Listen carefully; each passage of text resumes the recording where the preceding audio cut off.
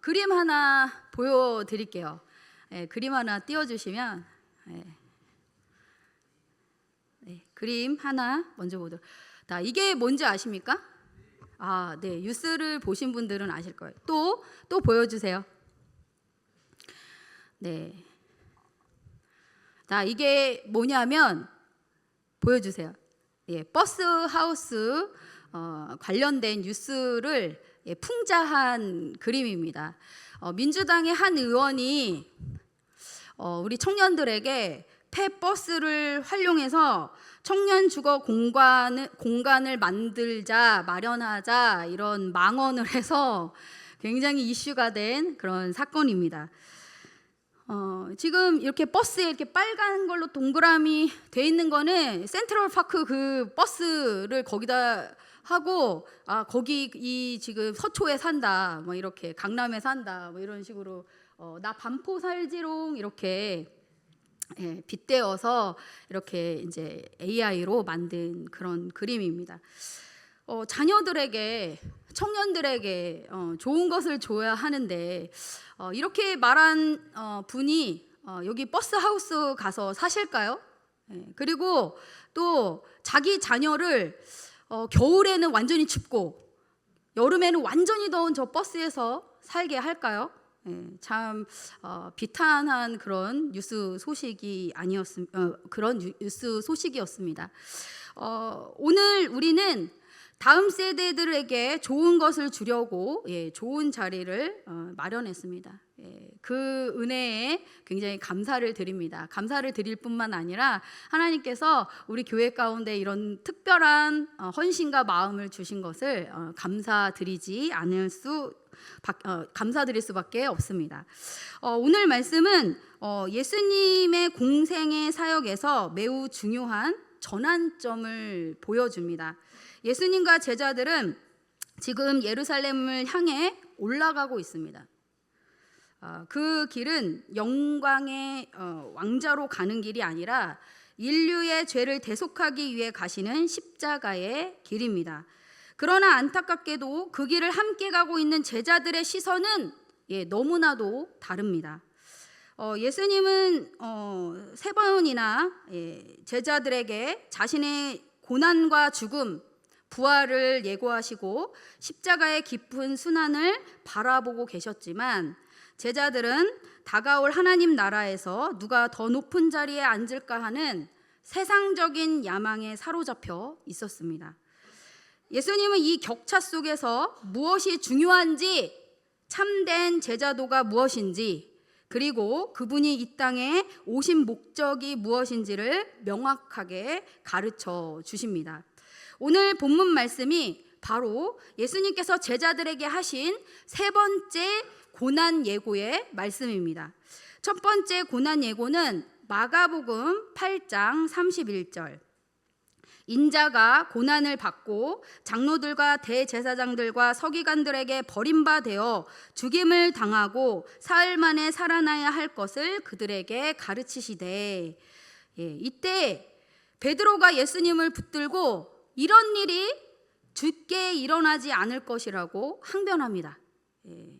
베드로가 구원 사역에 대항하여 예수님을 꾸짖듯이 혼내듯이 말했다는 것입니다. 두 번째 고난 예고는 마가복음 9장 31절. 이는 제자들을 가르치시며 또 인자가 사람들의 손에 넘겨져 죽임을 당하고 죽은 지 3일 만에 살아나리라는 것을 말씀하셨기 때문이더라. 이때 제자들의 반응은 이 말씀을 깨닫지도 못하고 주님께 물어보는 것도 두려워합니다. 왜 묻지 않았을까요? 이해도 안 되고 사실 그 말씀에 크게 관심도 없었기 때문입니다. 예수님의 말씀을 듣는 둥 마는 둥 한 것입니다. 듣고 싶은 것만 듣고 있는 것입니다. 한 자리에 똑같은 말씀을 들어도 다 똑같이 그 말씀을 듣고 깨닫는 것은 아닙니다. 듣고 싶은 것만 듣고 자기가 듣고 싶은 대로 듣습니다. 이렇게 하면 이것은 영적 편식으로 건강한 신앙으로 성장할 수 없습니다. 그래서 우리는 위로와 축복의 말씀도 듣고 경고와 예언의 말씀도 듣고 하나님의 모든 말씀을 들어야 하는 것입니다. 그런데 지금 제자들의 관심은 어디에 있습니까? 우리 중에 누가 크냐고 하는 문제에 관심이 쏠려서 논쟁하고 여전히 세상 가치관으로 높은 자리를 놓고 서로 눈치를 보고 있습니다. 이 영상이 이 사건이 어디에서 일어나냐면 춘천 효자동에 있는 한 아파트에서 일어난 사건입니다. 제가 설명드리지 않아도 이 60대 이분이 저장강박증, 동물학대, 정신적인 그런 문제가 있는 분으로 볼 수 있습니다. 그런데 이 사람이 계속 더러운 것들을 또 동물들을 계속 집 안에 계속 쌓아서 이제 굉장히 썩고 악취가 나니까 인근 주민이 신고해서 이게 발견돼서 조치가 되어진 그런 사건입니다.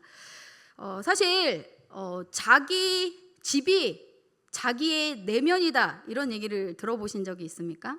내면 질서와 세계라는 책에서도 이런 부분들이 다루어집니다. 사실 굉장히 충격적으로 약간 충격요법을 드리려고 이런 영상을 보여드렸어요. 우리의 내면도 부지런히 하나님의 말씀으로 살펴서 더러운 죄악의 쓰레기를 열심히 버리지 않으면 우리의 내면도 어느 순간 이 아파트처럼 죄가 쌓일 대로 쌓이고 더러워져서 더 이상 손쓰기 어려운 지경까지 되고 악취가 심하게 나며 돌아봐야 할 생명을 죽이는 영적으로 무감각하고 더러운 상태가 됩니다. 우리가 어쩌면 보이지는 않지만 이보다 더 더러울 수도 있습니다. 사람은 하나님 없이는 온전히 살 수 없습니다. 하나님이 없으면 그저 겉으로는 멀쩡해 보이지만 내면은 죄악으로 무지 더럽고 다른 것들의 다스림을 받고 있는 것입니다. 하나님이 다스리지 않으면 악한 영이 다스리는 거예요. 두 개밖에 없습니다. 32절 말씀 함께 읽겠습니다. 예루살렘으로 올라가는 길에 예수께서 그들 앞에 서서 가시는데 그들이 놀라고 따르는 자들은 두려워하더라.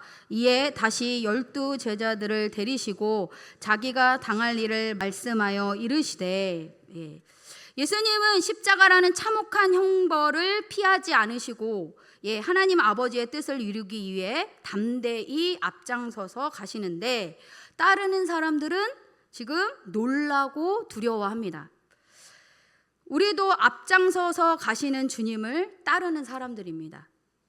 또 우리는 예수님을 따르며 많은 사람들이 예수님을 따를 수 있도록 돕는 사람들입니다. 이런 삶을 사는 주의 제자들 되시기를 주님의 이름으로 축복합니다. 아멘.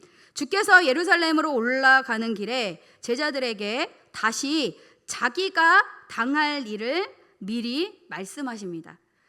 왜 사람들이 이 순간 놀라고 두려워합니까?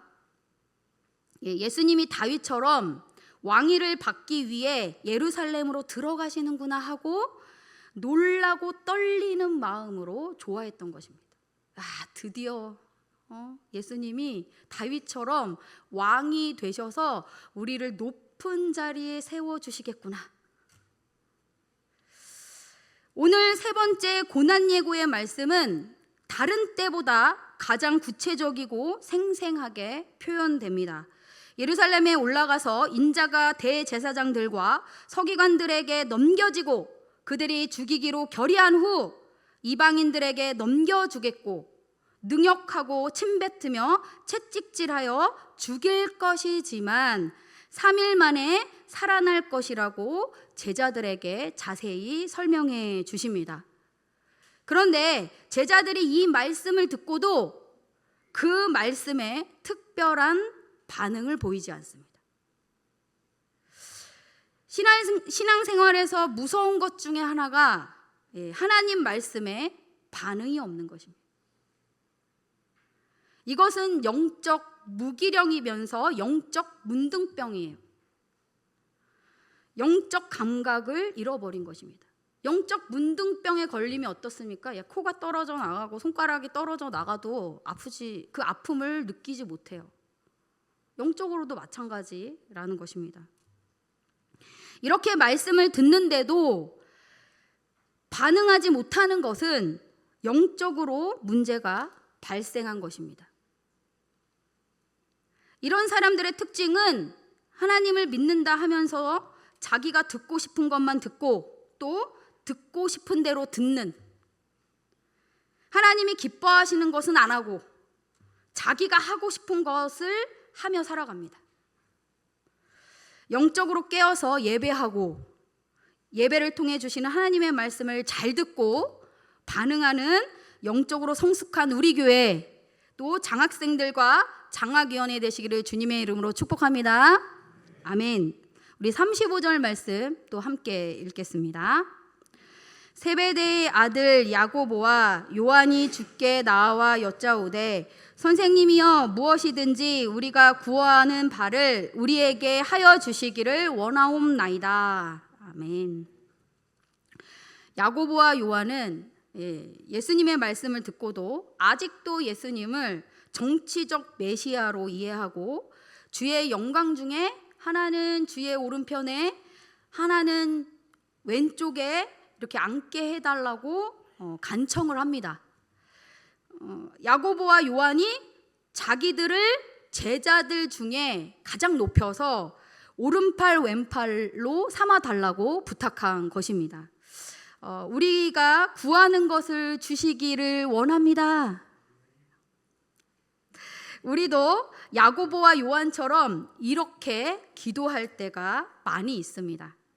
정말 무엇을 구해야 하는지 모른 채 우리의 필요만을 구하는 것입니다. 예수님께서 야고보와 요한에게 너희가 구하는 것이 무엇인지 알지 못하는구나. 내가 마시는 잔을 마시고 내가 받는 세례를 너희가 받을 수 있니? 라고 말씀하신 것이에요. 그들은 예수님께서 그들에게 주의 십자가를 질 수 있냐고 물으신 것인데 그들이 할 수 있다고 대답합니다. 하나님의 뜻을 잘 분별하지 못하니까 이런 엉뚱한 대답을 하고 엉뚱한 소리를 하는 거예요. 교회에도 하나님 말씀을 잘 모르고 하나님을 잘 모르니까 엉뚱한 소리를 하는 사람들이 간혹 있습니다. 예수님이 그들에게 이렇게 대답을 하십니다. 그래, 그러면 너희는 내가 마시는 잔과 세례를 받을 것이다. 그런데 내 좌우편에 앉는 것은 내가 줄 것이 아니라 누구를 위하여 준비되었든지 그들이 얻을 것이다 라고 말씀해 주십니다. 어떤 사람이 그것을 얻을까요? 하나님의 뜻대로 행하는 자들에게 그것을 주십니다. 믿으십니까? 아멘.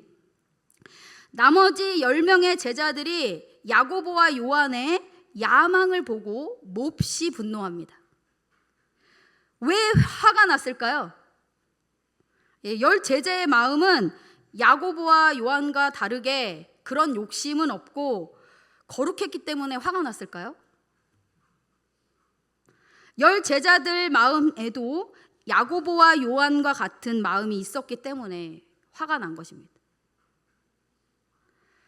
모두 은근히 기대하고 이렇게 한 자리를 얻으려고 한 자리씩 할 수 있겠지 이렇게 기대를 하고 있었는데 이 두 사람이 선수를 치니까 화가 난 것입니다. 가끔 보면 신앙생활을 할 때 주변에 이런 야망을 드러내는 사람들을 보게 됩니다. 그러면 우리도 예수님의 제자들처럼 속에서 부글부글 화가 납니다. 도대체 왜 이토록 화가 날까요? 의로운 분노도 있겠지만 나 자신도 속을 만큼 내 마음 깊숙한 곳에 숨겨져 있던 그 야망이 건드려지고 들킨 것 같은 기분이 들기 때문입니다. 예수님이 제자들에게 세상 집권자들과 고관들은 자신이 원하는 대로 임의로 사람을 세우고 그 권세를 사용하지만 믿는 우리는 그렇지 않아야 한다고 말씀하십니다.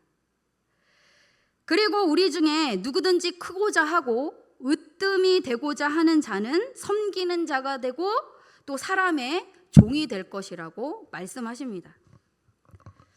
그런데도 교회에서 간혹 임의로 사람들이 원하는 대로 사람이 세워지기도 합니다.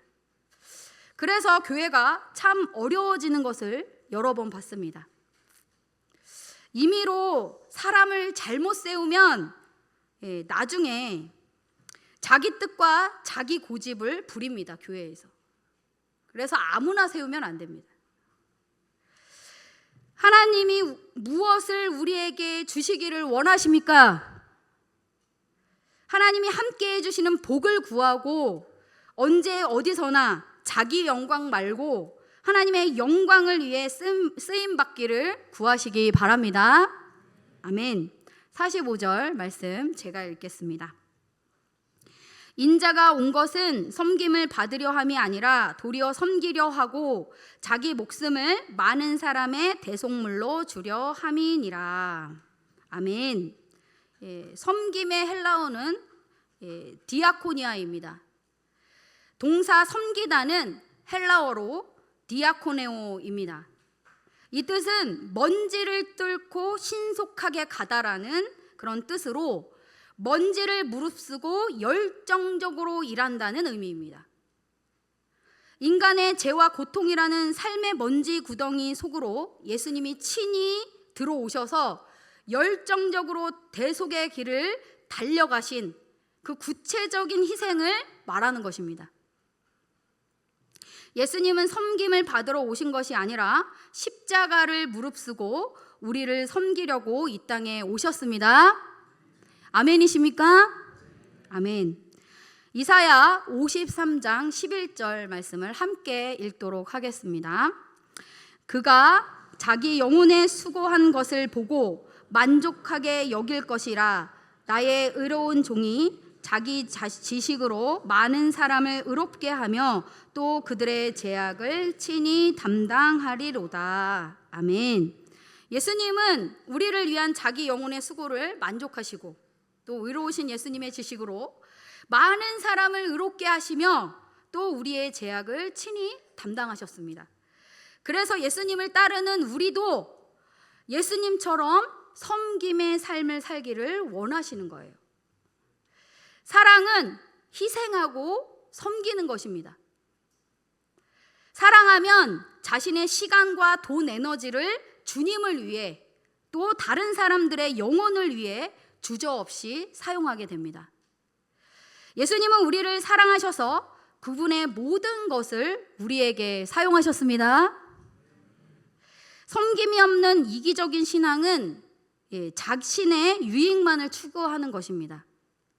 그러나 참된 믿음의 사람은 예수님처럼 하나님과 사람들을 섬기는 삶을 살아갑니다. 우리는 여러 가지로 이렇게 교회를 다니면서 다양한 훈련을 받습니다. 말씀 훈련, 성경 공부, 큐티, 통독, 기도 훈련, 찬양 훈련, 제자 훈련 등 자유롭게 훈련 받았고 또 훈련 받고 있습니다. 훈련을 받는다는 것이 무엇입니까? 누군가를 통해 섬김을 받는다는 것입니다.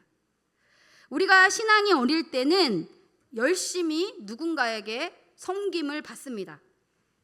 그래서 우리 교회도 다음 세대를 하나님의 사람으로 세우려고 열심히 섬기고 훈련하는 것입니다. 그런데 무엇을 위해 왜 훈련을 받는 것입니까? 신앙과 삶이 일치하도록 하기 위한 것입니다. 또 섬김받는 자에서 예수님처럼 섬기는 자가 되기 위한 것입니다. 저 역시도 어린 시절 수십 년간 정말 많은 분들에게 섬김을 받고 훈련을 받았습니다. 세상은 투자할 때 투자한 것에 몇 배를 얻어야 투자에 성공했다고 말합니다. 그러나 교회의 투자는 밑 빠진 독에 물 붓기와 같습니다.